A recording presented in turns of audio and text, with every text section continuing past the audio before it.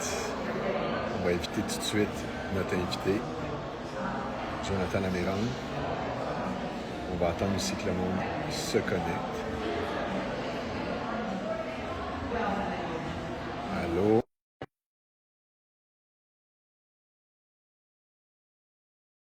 C'est Jonathan. On va commencer ça dans pas très longtemps. J'espère que ça va bien. 8 heures, on va avoir un bon 15-20 minutes d'échange. Let's Ça va être go. cool. Ça va, Let's Joe? go. Ben oui, ça va toujours, toi? Ouais, on dirait qu'on a le même background, mais on est comme à 3000 kilomètres. Ah, c'est ça. Là, t'es où, là? Là, je suis à. Tu m'entends bien? Oui. OK, je suis à Fort Lauderdale, Let's Florida. go. Ouais, parce qu'on avait la convention XP, mais j'ai décidé de rester plus longtemps parce que j'avais des dossiers à régler ici. Fait que voilà, toi, what's up? Salut tout le monde, j'espère que ça va bien. Jacob, what's up? Salut. Niji, salut, j'espère que ça va bien. Merci d'être là. Aujourd'hui, Joe, parle-nous un petit peu de ce qu'on va parler.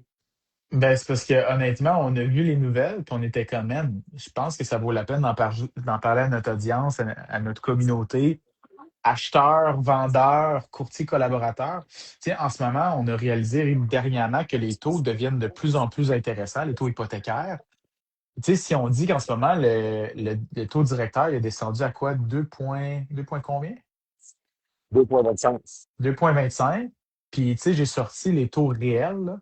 Ça donne en ce moment un taux variable de 3,95, puis un taux fixe, mettons, de 3 ans de 3,94. Donc, on est dans le 4. On est genre à 4. Fin 3, début 4. Honnêtement, c'est parce que ça va donner beaucoup d'opportunités. Moi, je vois ça très positif pour mes investisseurs. Où ce que, tu sais, quand les taux d'intérêt ils montent, qu'est-ce qui est difficile, je l'ai vécu dans mon propre parc, c'est que là, on a des retraits d'équité. Tu sais, mettons, on achète un bloc. Là, t'es à, Euh, on- t'es à combien de portes? T'es à 120, là. Au-dessus de 125. Ouais. 125 forces. OK. Fait que ça va affecter pas mal. Tu penses-tu financer avec ça vu que ça l'a baissé? Puis c'est ça, tu sais, ça, c'est les taux résidentiels, mais les taux commerciaux sont aussi basés sur le taux directeur et tout. Fait qu'à ce moment-là, ça affecte aussi le commercial que les taux baissent. Fait que c'est bon pour tout le monde, fait que potentiellement, tu sais. Parce que Euh, toi, t'as beaucoup de duplex aussi, des triplex, t'as des quatre. Fait que ça, c'est des taux résidentiels que tu vas appliquer. En fait, mes petits plex sont. Puis ça, c'est intéressant qu'on parle de ça, parce que c'est un peu ça dans mon day-to-day que je démystifie puis que je parle avec les acheteurs, investisseurs qui veulent monter un parc immobilier. C'est que dans le fond, ce qu'on appelle des petits plex, donc 4 portes et moins, puis des gros plex, 5 portes et plus. Ben, des petits plex, on peut le financer aux entreprises en nos noms personnels, mais en nos noms personnels, on peut le financer en compagnie. Fait que même si c'est un 4 portes et moins, puis les gens disent oh ouais, c'est du résidentiel, mais on peut quand même le financer aux entreprises. OK? C'est juste qu'à ce moment-là, il n'y a plus d'histoire de propriétaire occupant 5-10 de mise de fonds. Right? Parce que là, si on finance aux entreprises, OK. techniquement, c'est plus à des C'est fins du de 20, business, 20% et plus. 20% et plus. Certainement. Tu sais, si les gens ont des questions par rapport à qu'est-ce qui est investissement immobilier, écrivez-moi. J'ai quand même fait. Écoute, aujourd'hui, j'avais compté, puis là, on fait juste répéter un peu les conversations qu'on a des fois avec nos clients à huis clos, mais j'avais compté que depuis 2019, j'ai fait 77 achats-ventes moi-même en tant qu'investisseur.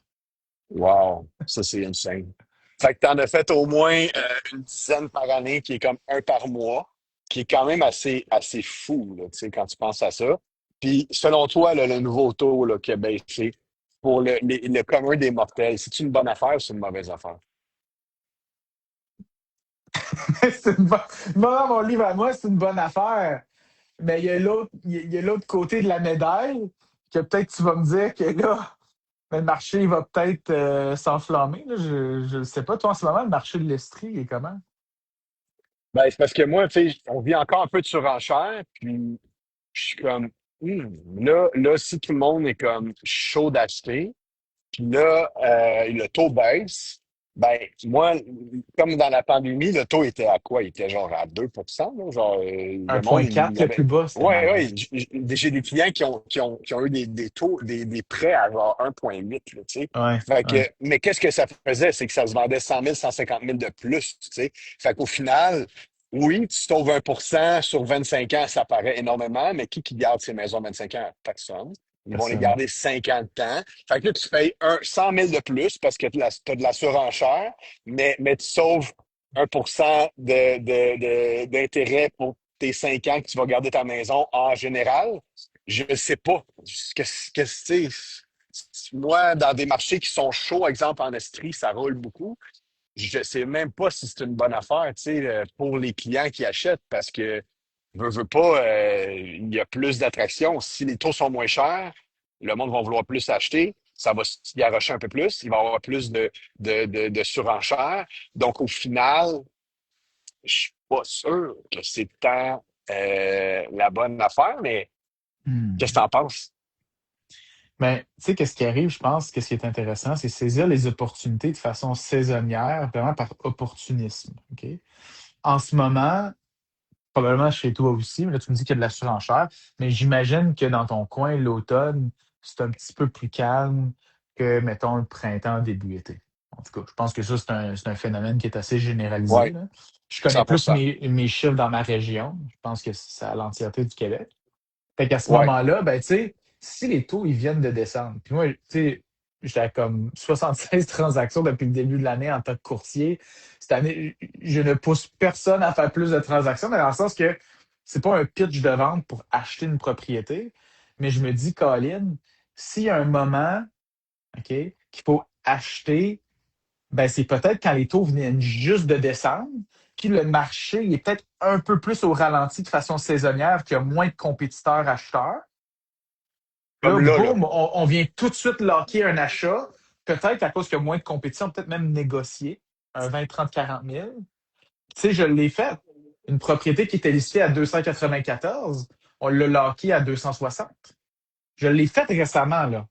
Mais c'était un produit unique, c'était une propriété qui était à rénover, etc., etc. Fait qu'avec des investisseurs contracteurs, on était capable d'avoir la propriété à 260. Mais je te le dis, là, 260 pour un détaché, ça n'existe pas. Mais on était capable d'avoir ça à cause aussi du temps de l'année. Et là, les gars, ils se revirent, ils sont crampés avec ce taux d'intérêt-là qui vient de diminuer. Fait que je pense que c'est vraiment y aller aussi par opportunité. Puis, tu sais, on a une crowd, on a beaucoup de courtiers immobiliers qui nous suivent. Fait que c'est des messages que vous pouvez transmettre à vos clients. Tu sais, par opportuniste de façon saisonnière, quand les taux d'intérêt fluctuent à la baisse, ça peut peut-être être un bon Mhm. temps pour locker un taux d'intérêt super avantageux. Ça me fait penser, tu sais, mettons avant la COVID, tu sais, ceux qui ont locké là, un taux d'intérêt 5 ans fixe en février-mars 2022, là, au plus bas, là. Eux autres, après 2, 3, 4 ans après, t'entendais qu'il y avait encore des taux d'intérêt à 2%, puis ce monde-là, c'était des demi-dieux grecs, là. Ouais, c'est ça. Mais ils Mais, ont mais juste c'est été ça, moi. opportunistes. Ben, c'est ça. Puis moi, j'ai beaucoup de monde, tu sais, que j'entends dans mon entourage, qui sont comme, je vais acheter, mais que les taux soient bas. Tu sais. Mais là, on est d'accord pour dire que les taux sont bas. Genre, avec un taux directeur de 2,25, whatever, tu peux pas dire on est loin d'un taux de prêt privé, là. Tu sais, on est quand même assez bas. Fait que c'est pour ça que là, je me dis, Colin, si tous ces gens-là qui attendaient, ils se disent, parfait, j'achète parce que c'est le timing. Ben là, des offres multiples, mettons qu'il y avait deux offres, là, on va peut-être être à quatre offres en moyenne. Tu sais. Fait que là, je me dis, OK, quatre offres, il y en a tout le temps un qui n'a pas rapport, puis qui donne genre 50 000 de plus, 100 000 de plus, whatever, c'est quoi le prix. Puis là, qui vient fausser toutes les données. Fait que c'est pour ça, moi, je me dis, c'est-tu vraiment une bonne affaire? Euh, Pas certain, tu sais, de dire, OK, oui, parfait, guys, tout le monde a acheté, les taux sont bas. Je pense, comme tu dis, c'est d'être opportuniste puis d'aller chercher les bonnes occasions parce que c'est pas parce que ton taux est bas que tu vas avoir un bon prix pour la maison. Tu sais. Fait que, Exact. puis c'est de dire, puis Hmm. là, ça revient toujours à l'éternel dilemme de dire, j'attends d'avoir un deal avant d'acheter. Tu sais. Moi, j'ai acheté des bâtisses que c'était pas un deal, mais 3 ans plus tard, c'était un deal. Tu comprends? Fait que c'est pour ça qu'à un moment donné, tu dis, bon, pour les premiers acheteurs, t'attends-tu toujours un deal, puis ça fait 5 ans que tu aurais pu acheter un deal, puis aujourd'hui, tu aurais 200 000 d'équité sur ta propre propriété. C'est Tu aurais malade. été propriétaire pendant 5 ans gratos. Fait que, tu sais, je suis un peu comme, oui, le meilleur moment pour acheter, c'est hier. Moi, ça va toujours être ça. Mais est-ce que vraiment le deuxième moment, c'est là, vu que les taux ont baissé? Moi, je pense que ça revient encore une fois de dire, allez voir un courtier pour pas payer trop cher. Parce que c'est ça le problème. C'est qu'il y a des gens qui payent trop cher. Puis là, il va leur vendre dans 1 an parce qu'ils changent de projet, puis ils se séparent ou ils ont un enfant, puis là, il n'y a plus assez de chambres. Puis là, ils veulent qu'on vende ça au prix qu'ils ont payé, plus la rétribution, plus un gain. Ça marche pas. Ça marche pas parce que si tu n'as pas eu ton deal à l'achat ou tu n'as pas payé un bon prix à l'achat, puis tu vends rapidement, you're done. Là. Fait Tu sais, on ne que réinvente c'est pas pas. la roue. Les gens, ils veulent investir, right? C'est de l'immobilier, même si c'est pour une résidence principale. On parle quand même d'investissement en immobilier. On va mettre de l'argent, on va placer de l'argent, puis on veut à un moment donné un retour. Fait que oui, là-dedans, il va avoir un bien se loger, mais tu sais, on va avoir un certain retour, sinon on n'achèterait pas. Mais à ce moment-là, de l'investissement, il faut se dire que pour qu'il y ait un certain bon coût. Right? C'est qui va investir à la bourse son fonds de retraite, peu importe, puis, ou de l'argent en banque, puis dire ben, je vais acheter dans quand l'action est plus haut que bas. Non, tout le monde veut acheter quand c'est plus bas, puis revendre quand c'est plus haut. Right? C'est la moindre des choses. Mais si on est capable stratégiquement, avec un professionnel, de, tu sais, mettons, on pourrait faire l'analogie en bourse, peut-être avec un courtier en placement, peu importe, mais de dire que non, selon, de façon générale, en ce moment dans le marché, une opportunité, cette opportunité X, par exemple, c'est une bonne opportunité, c'est un bon coup d'entrée à cause de X, Y, Z, à cause des comparables vendus. Tu sais, nous autres, dans notre métier, c'est beaucoup les comparables vendus. C'est souvent ça que moi, tu sais, dans le fond, c'est pas compliqué. Je fais des rencontres initiales avec les acheteurs.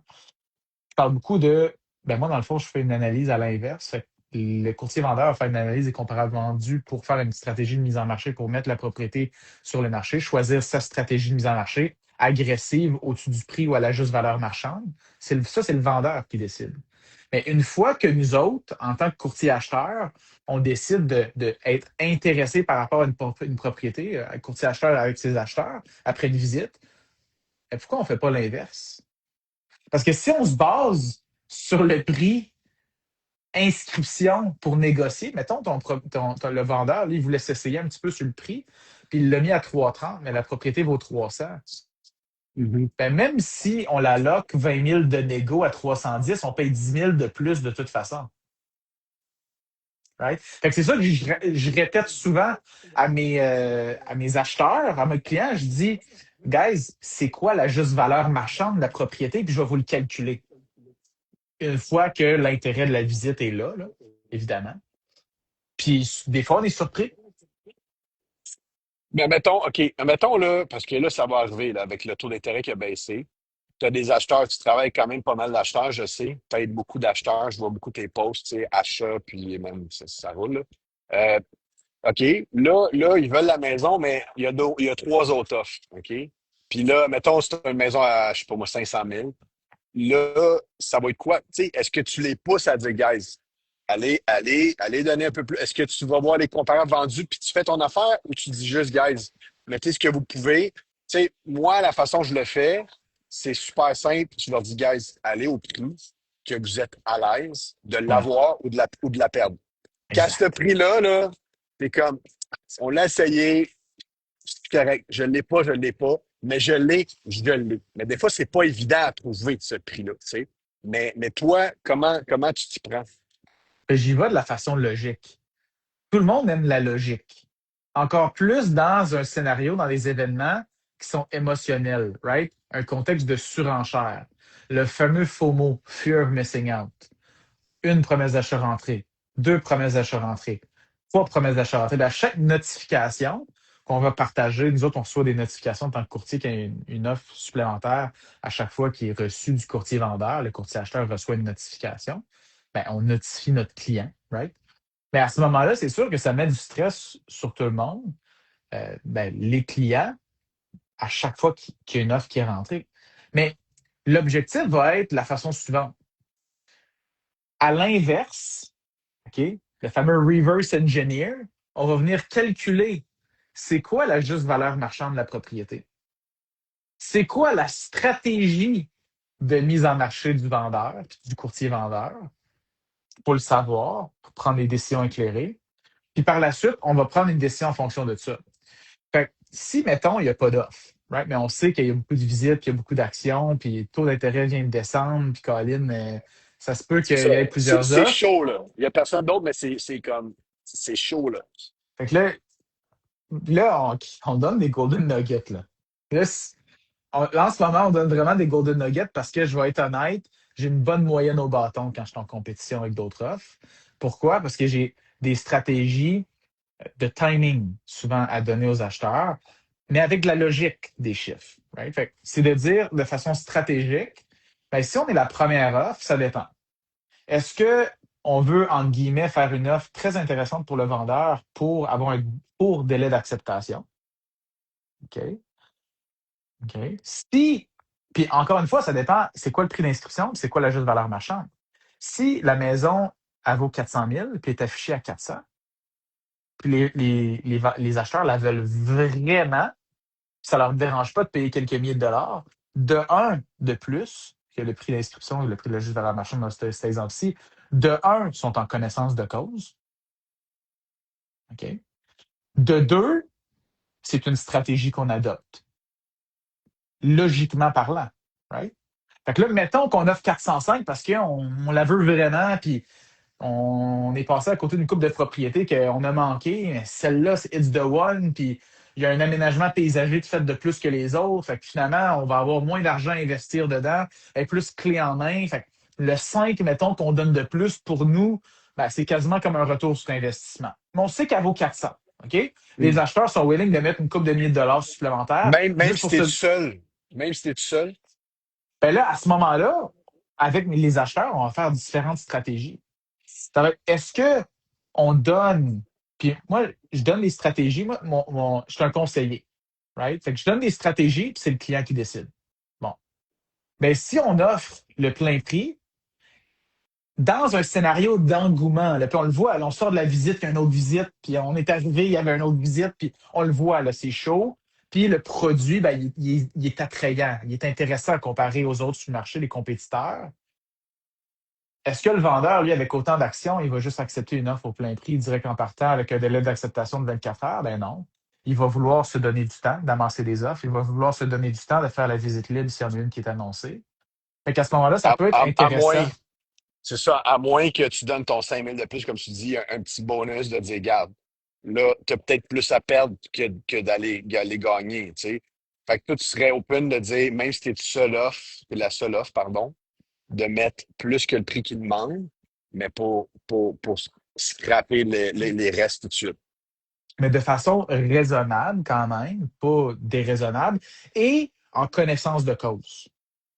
Right? C'est les acheteurs qui vont me dire, hey, j'entends, moi là, 2-3 000 de plus que le prix demandé, ça me dérange pas. Pour X, Y raison, je suis confortable, je suis willing, let's go. Puis moi, j'ai sorti la valeur de la propriété, puis ils le savent. Fait que ça, c'est de un. Moi, c'est du temps en connaissance de cause. De deux, ben, des fois, on a des surprises. Des fois, tu as, par exemple, un duplex qui est listé 399 en prix agressif parce que le vendeur, il veut que ça aille vite, les affaires. Fait que là, je fais mon analyse de comparable. Colin, le duplex, il vaut 4,25. Ben, si on offre 400, 405, 410, 415, on n'est pas dans le game. Le duplex, je suis capable de montrer avec des comparables vendus avec des faits qu'il vaut 4,25. Ben, pourquoi on n'offrirait pas 4,25 à ce moment-là? Si logiquement, avec la logique, il vaut 4,25. Right? Fait que c'est pour ça que des fois, j'ai des courtiers, on peut faire un segue, on coach une communauté extraordinaire de courtiers immobiliers, au-dessus de 250. Donc, je ne sais pas si tu réalises, mais on coach quand même énormément de courtiers à travers le Ouais, Québec. on a du fun. On a du fun, on se fait poser beaucoup de questions. Puis j'avais déjà eu une question de courtier qui débute, qui disait, hey Joe, c'est dans mes premières offres, j'accompagne mes acheteurs, tout ça, puis il y a 7 offres, qu'est-ce que je fais? Tu sais? Mais moi, ma première question, c'est quoi la juste valeur marchande de la propriété? Parce que là, à ce moment-là, dans une question rapide de même au téléphone, je veux dire, je ne les ai pas vus, les comparables. C'est quoi la juste valeur marchande de la propriété? Ah, ben là, je sais pas trop, mais mes acheteurs veulent mettre 10 000 de plus. Non, ça fonctionne pas. C'est quoi? C'est quoi les comparables? Parce que s'il y a cette offre, puis les vendeurs ont décidé de mettre 50 000 en dessous de la valeur marchande, il faut le savoir.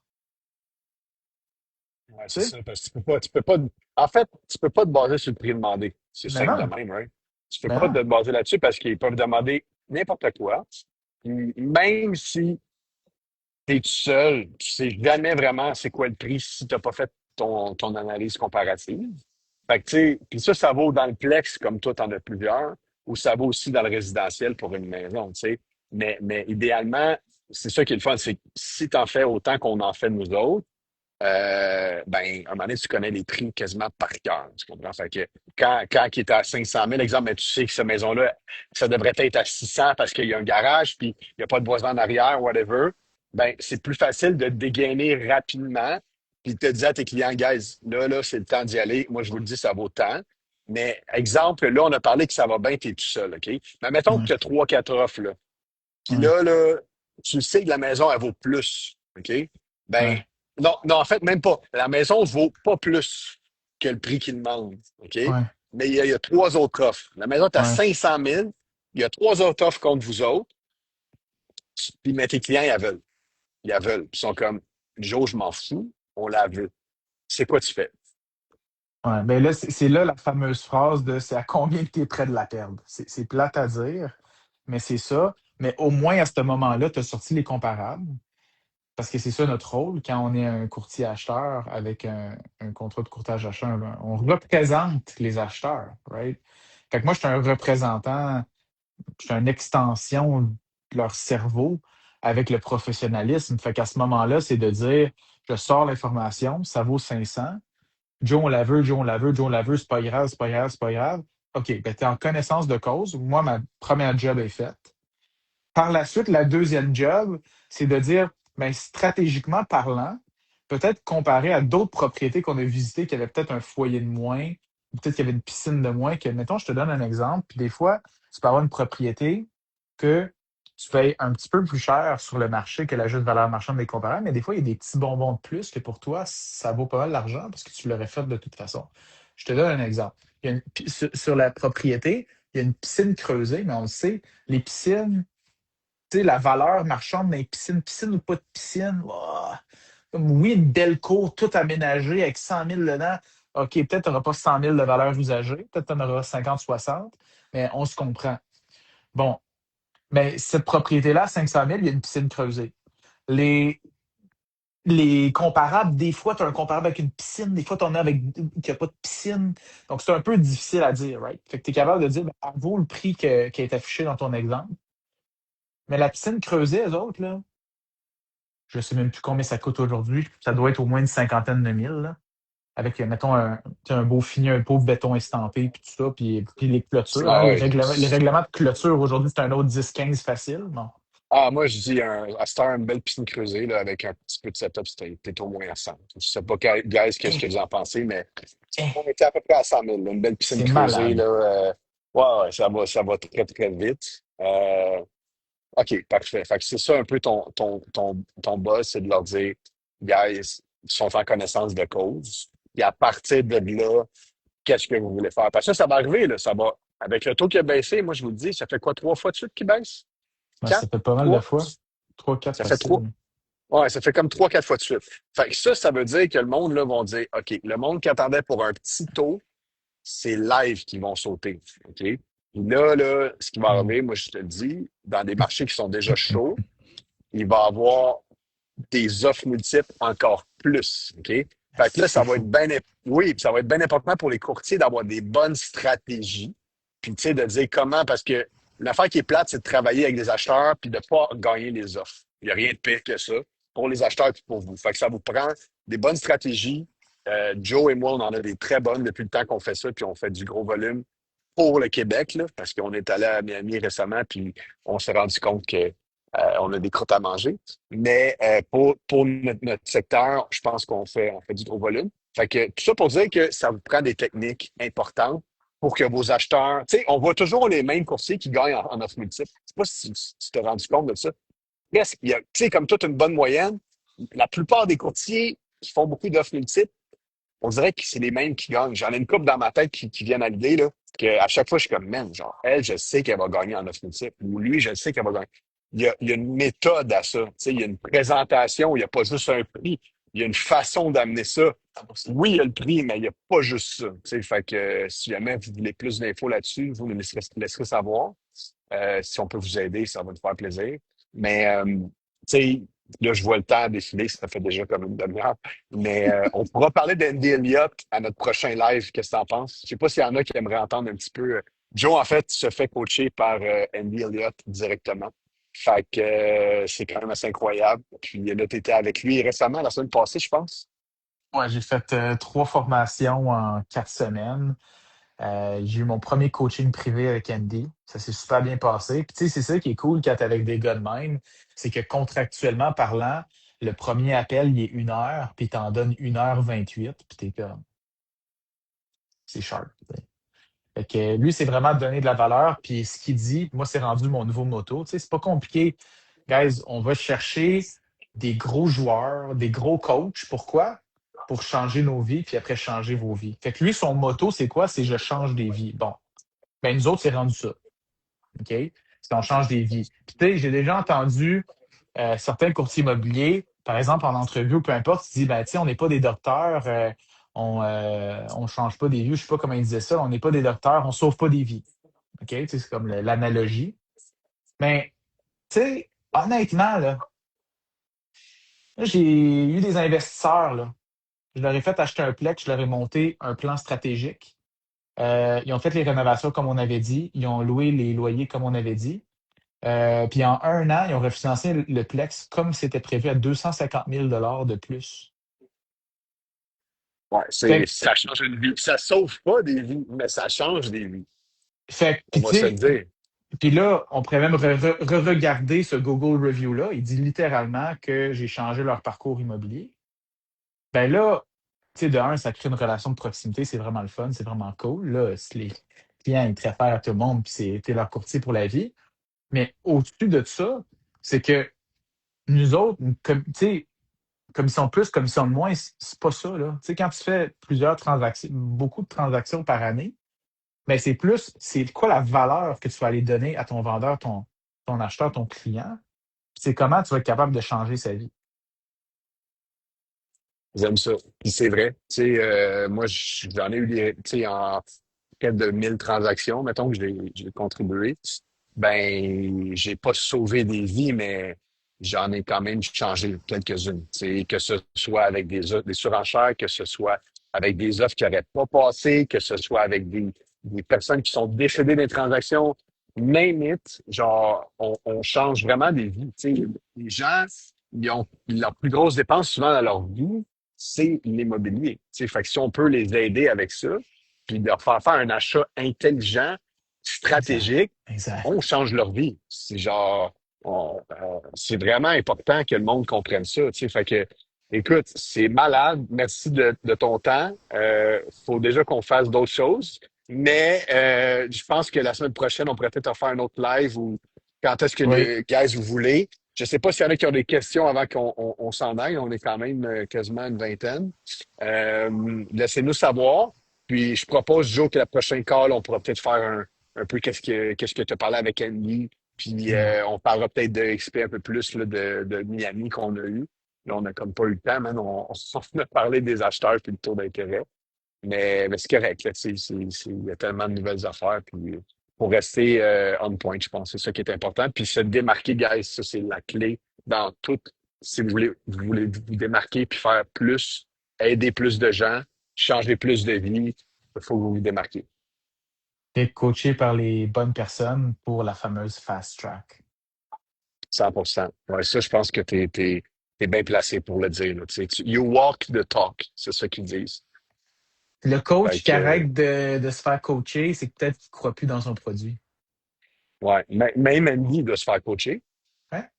Il a pris, il est avec Patrick Bet-David. Il a pris un 3 jours avec Tony Robbins. Ouais, tu vois. Des gros chiffres, là. Tu sais, ça coûte cher, là. Non. 3 jours de Tony Robbins. J'ai entendu les Ouais. chiffres, puis c'est. c'est ça. C'est ça. C'est une maison ici maintenant. Ah ouais, hein? Ben, c'est malade. J'ai hâte que tu nous parles de ça. Puis, guys, merci d'être là. Puis, lâchez pas, pour vrai, c'est une opportunité avec le taux d'intérêt. Moi, je pense que qu'est-ce qui est bon avec ça, c'est de relancer tous vos clients. De dire, hey, t'as-tu vu le nouveau taux d'intérêt? Hey, t'as-tu vu le nouveau taux d'intérêt? T'avais un 100%. projet d'achat, t'avais un projet de refinancement, t'avais un projet de vente. Boum. Puis c'est ça la force des nouvelles. Des fois, les nouvelles sont positives. C'est rare, là. Il y a genre une nouvelle sur 200 milliards qui sont positives, mais celle-là, elle l'est. Fait que partagez la bonne nouvelle avec vos clients, puis ça va vous permettre de reconnecter avec eux autres. Qu'est-ce que tu dirais, Sach, si on lance un mot DM, là, si les gens veulent un petit peu plus, les courtiers veulent un petit peu plus d'informations pour savoir, tu sais, du coaching, peut-être comment s'enligner, des nouveaux courtiers qui savent pas nécessairement c'est quoi la porte d'entrée, c'est à qui devrait parler pour Mhm. commencer. Mais je pense qu'on pourrait dire, guys, envoyez-nous un DM avec juste le mot coach. J'aime ça, c'est simple, c'est facile. Puis on va être capable de venir vous supporter puis vous aider sans engagement gratuitement, mais juste peut-être avoir une première conversation. Fait que on DM le mot coach, puis on se laisse là-dessus, les amis. Parfait, je viens de le marquer, DM Coach. Puis, je vais faire une publication aussi. Fait que, on va pouvoir mettre ça. Puis, guys, si vous avez des questions, on est là pour ça. Ça va nous faire plaisir de vous aider. Joe, lâche pas. Je sais que tu es sur des offres multiples à soir. Puis, le keep it up. Toi aussi. Parfait. Take care. Ciao. Bye. Ciao.